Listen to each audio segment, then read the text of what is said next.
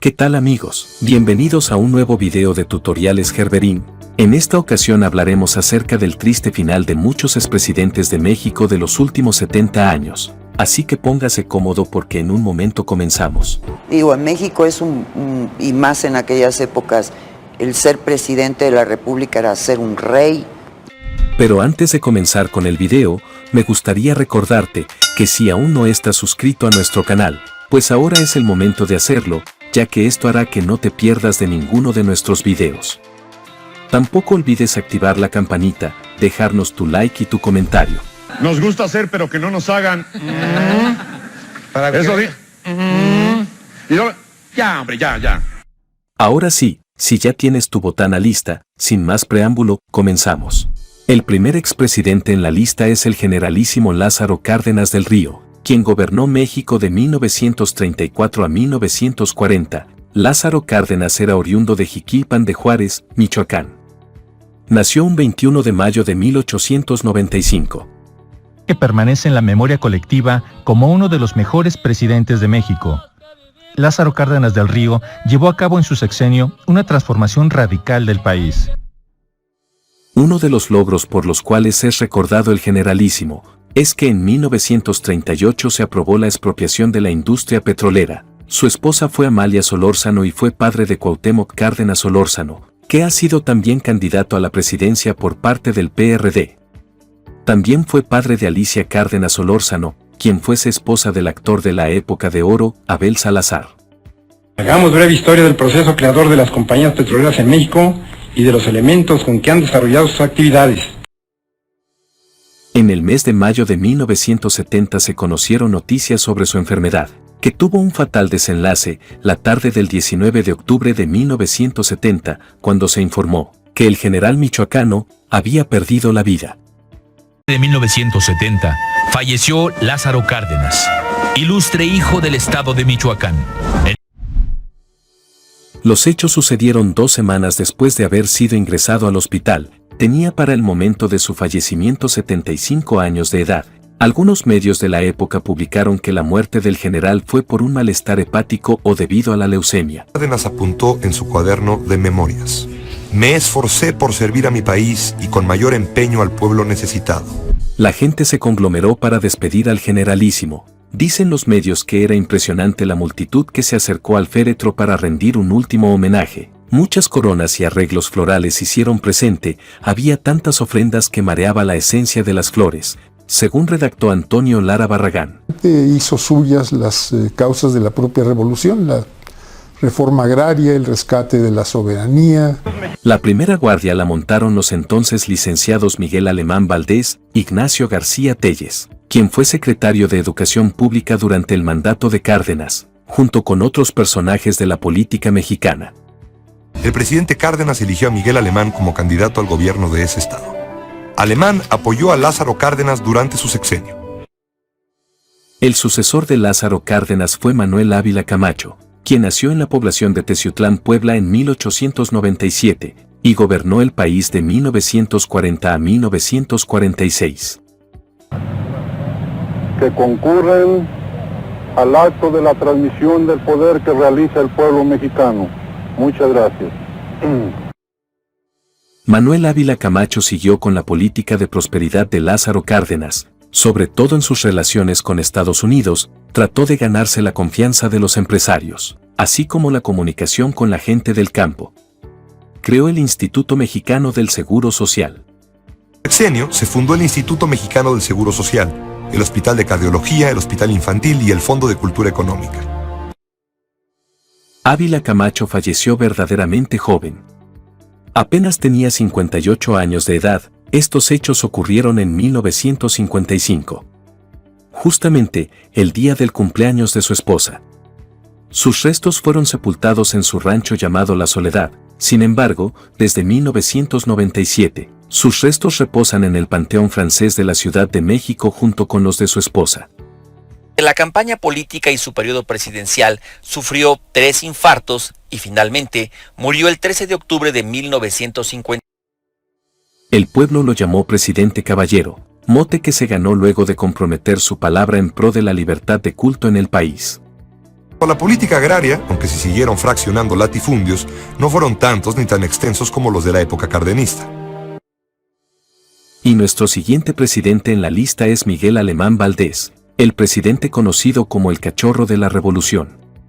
Miguel Alemán nació en el año 1900 en el poblado de Sayula, Veracruz. Su padre trabajaba para las oficinas de telégrafo y tenía una tienda de abarrotes, en donde obtenía la mayor parte de sus ingresos. Lucrativos negocios inmobiliarios, en los que demostró ser sumamente hábil. Estos negocios le proporcionaron riqueza suficiente para seguir sin preocupaciones económicas su carrera política. En 1929 Alemán se unió al Partido Nacional Revolucionario, ahora conocido como PRI. En 1931 se casó con Beatriz Velasco, quien pertenecía a una familia acaudalada de Celaya, Guanajuato. Asimismo participó en la campaña de Lázaro Cárdenas y cuando éste obtuvo la presidencia, Alemán recibió el nombramiento de magistrado del Tribunal Superior de Justicia del Distrito y Territorios Federales. El general Manuel Ávila Camacho, emocionado, le entrega la banda presidencial y el nuevo presidente de la República, en trascendental discurso, declara que las libertades de todos los mexicanos son inviolables. Es preciso un patriótico esfuerzo para levantar el nivel económico. Gobernó el país de 1946 a 1952. Durante su candidatura también tuvo el apoyo del Partido Comunista. Es el primer presidente civil del México moderno. Durante su mandato apoyó el voto de la mujer a nivel municipal.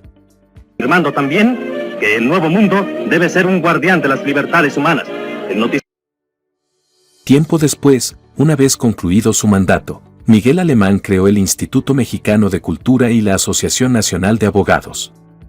Continuó sirviendo y difundiendo sus tradiciones hasta que perdió la vida en 1983. Desde ahí, Alemán fomentó el turismo, industria que ciertamente beneficiaba sus inversiones inmobiliarias. Miguel Alemán Valdés murió de un infarto al corazón en la Ciudad de México, el 14 de mayo de 1983, a los 82 años, mientras resolvía negocios en el despacho de su casa, en el lujoso barrio de Polanco. Víctima de un infarto al corazón, murió en la Ciudad de México el 14. Nuestro siguiente presidente en la lista es Adolfo Ruiz Cortines, quien tuvo que enfrentarse a la división en el poder, cristalizada en la disidencia de Enrique Guzmán, y a la impopularidad ocasionada por el gobierno alemanista, que además de haber dado muestras de autoritarismo, se había desprestigiado por enriquecimiento de sus funcionarios.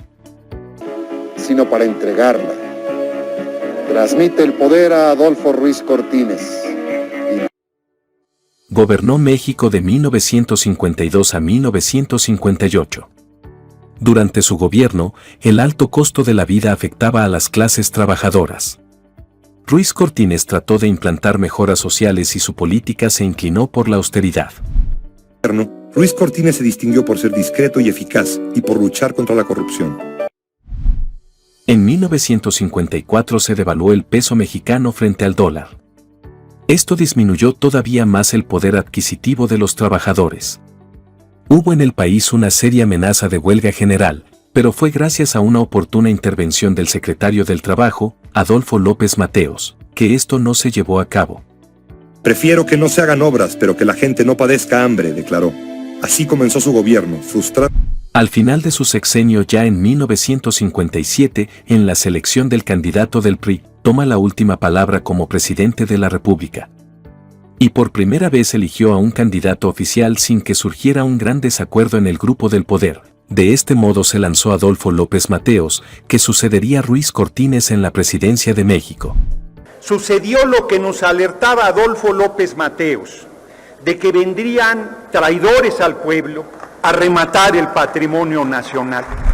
Adolfo López Mateos nació el 26 de mayo de 1910 en Atizapán de Zaragoza, Estado de México. Fue presidente de México durante el periodo de 1958 a 1964. No se sabe a ciencia cierta en qué año y dónde nació Adolfo López Mateos. Lo más probable es que haya nacido en Atizapán de...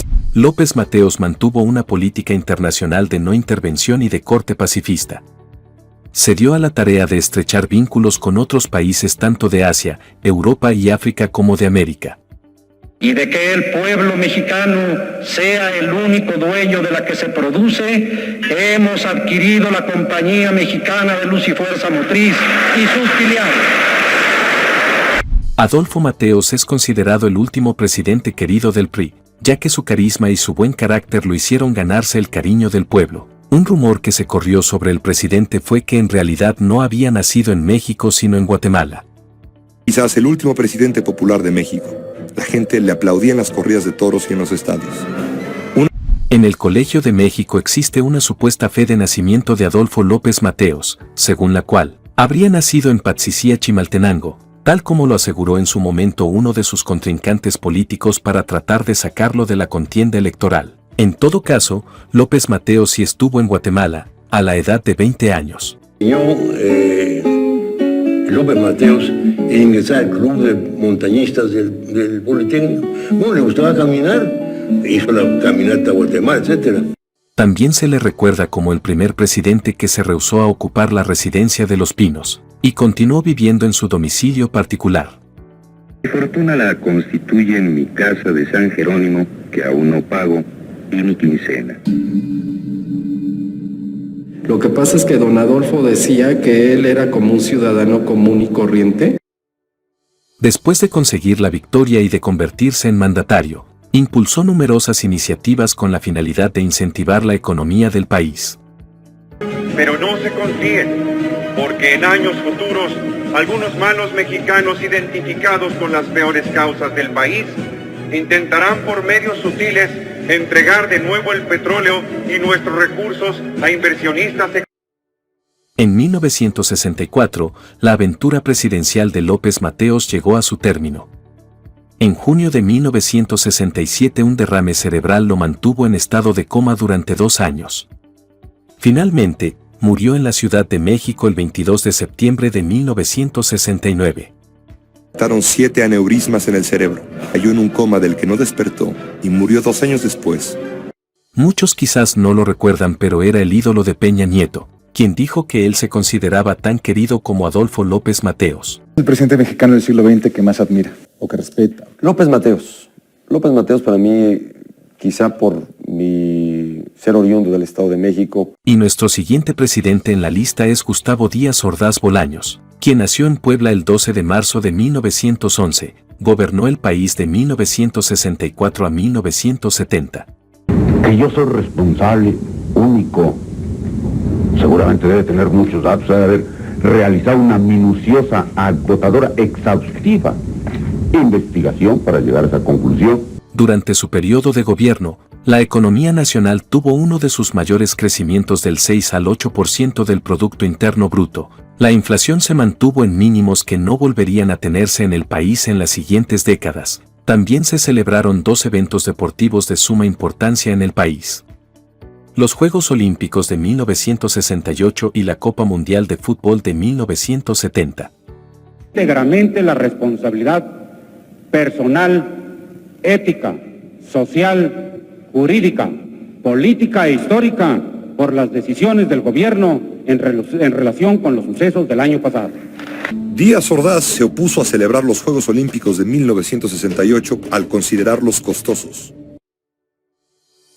También es recordado por la tragedia de los estudiantes de 1968. Fue un amplio detractor del comunismo. Ejército y entró a Ciudad Universitaria para demostrar que la universidad seguía siendo un pedazo de México. Así, la justificación de Díaz Ordaz de la toma de la universidad en sus memorias. Tengo entendido que pasaron de 30 y no llegaron a 40 entre soldados, alborotadores y curiosos. Tuvo una polémica relación con la actriz Irma Serrano, que de hecho llegó hasta Palacio Nacional a darle una bofetada, cuando ellos terminaron la relación. Sí, cómo no, sí lo quise mucho. A pesar de haberse enamorado de él. También era tío de Roberto Gómez Bolaños, el conocido Chespirito. Gustavo Díaz Ordaz tenía su parte artística, se sabe que le gustaba tocar la guitarra. Uno de sus hijos fue productor de los primeros discos de Thalía y también a su vez fue su pareja. Gustavo Díaz Ordaz Bolaños. Lo pueden checar en cualquier biografía precisamente del expresidente. Al término de su mandato, Gustavo Díaz Ordaz se sumergió en el silencio durante los 6 años en que Echeverría fue presidente de la República. Ni un solo pronunciamiento. ninguna opinión. Se recluyó a la vida privada. Un año después, el presidente admitió su responsabilidad en esos hechos, eximiendo de ella a su secretario de Gobernación y sucesor, Luis Echeverría. Asumo íntegramente la responsabilidad. En 1977, al reanudar el presidente López Portillo las relaciones diplomáticas con España, lo designó embajador de México en su país. Al poco tiempo renunció a este cargo, por motivos de salud. Por 2 años, aquella actitud, contrastante con la demagogia de Echeverría, logró una recuperación del rumbo. Pero pronto... Gustavo Díaz Ordaz murió el 15 de julio de 1979 en Ciudad de México.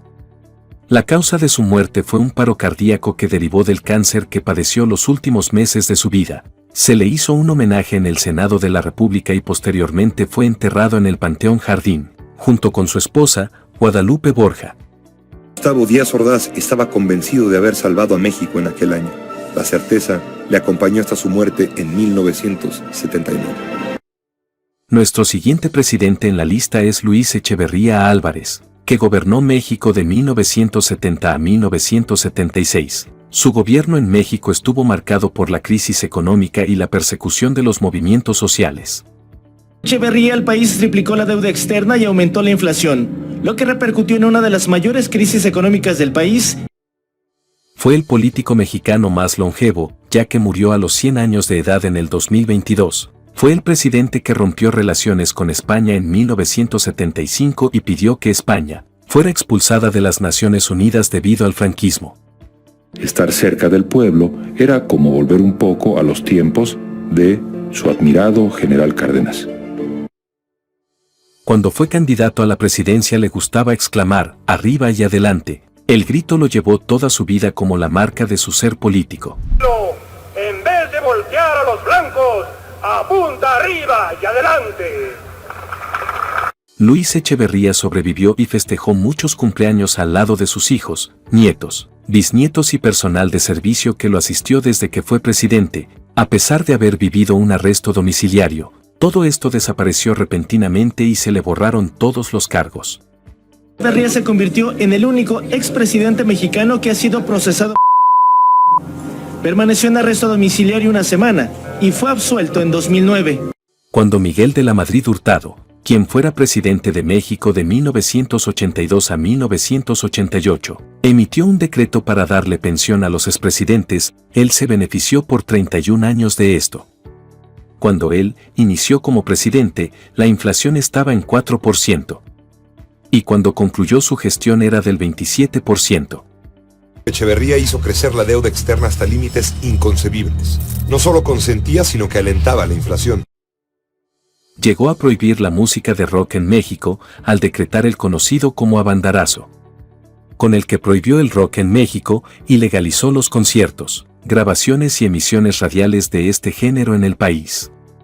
Echeverría Álvarez también fue enemigo de la libertad de expresión. Finalmente, Luis Echeverría murió el 8 de julio del 2022 en la ciudad de Cuernavaca, Morelos. Murió de causas naturales. Nos dejó una inflación galopante, una deuda externa impagable, un desabasto de mercancías y fuga de capitales. Gracias al fracaso de su experimento económico, Echeverría puso en la Secretaría de Hacienda a su mejor amigo, José López Portillo. Y el siguiente presidente en la lista es José López Portillo, quien gobernó México de 1976 a 1982. La frase de los presidentes se vuelve un referente característico, ya sea para marcar su personalidad o para que sean recordados en la posteridad. Un ejemplo de la frase que marcó a José López Portillo cuando la lanzó, ante el difícil panorama económico que vivía el país a inicios de la década de los 80. Defendamos nuestro peso. Esa es la estructura que conviene al país. Esa es la estructura que me he comprometido a defender, y defenderé el peso como un perro. Defendamos nuestro peso. Afirmemos y reafirmemos el derecho a tomar nuestras decisiones. Ya nos saquearon. México no se ha acabado. Ya no nos saquearán, expresó en septiembre de 1982 en su último informe de gobierno. Ahora con un nunca. Ya nos saquearon. México no se ha acabado. No nos volverán a saquear. Durante la administración de López Portillo, se destaca el esfuerzo para aprovechar los recursos petroleros de México, así como por lograr una mayor independencia económica respecto a Estados Unidos. Mexicanos, Soy la última oportunidad de la revolución, llegó a decir José López Portillo con respecto a su gobierno. Digo, en México es y más en aquellas épocas, el ser presidente de la República era ser un rey.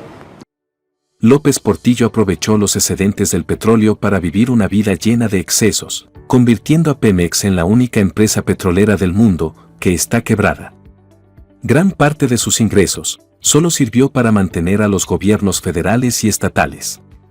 25% de la deuda externa nacional, y la economía se petrolizaba a pasos agigantados.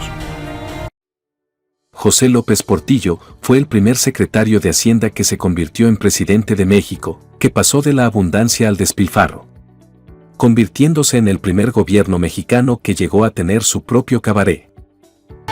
El gobierno se puso a gastar como si no hubiera mañana, poniendo restaurantes, hoteles, fábricas textiles, de bicicletas, hasta cabarets. Los excedentes del petróleo colocaron a México a nivel de los grandes exportadores del mundo.